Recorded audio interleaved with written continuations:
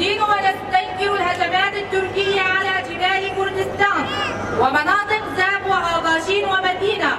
فمن جهة هجمات الاحتلال التركي على باشور كردستان وعلى قوات حركة التحرر الكردستانية، ومن جهة أخرى الحرب الخاصة التي تسيرها الدولة التركية على عموم شعبنا بهدف القضاء على المكتسبات التي نالها شعبنا بدماء الشهداء. وفي هذه المرحلة يجب علينا التكاتف للحفاظ على تلك المكتسبات، كما ندين أي تحرك من أي طرف لإسقاط حق المقاومة والكفاح ضد جرائم الجيش التركي. كما ندعو الحزب الديمقراطي الكردستاني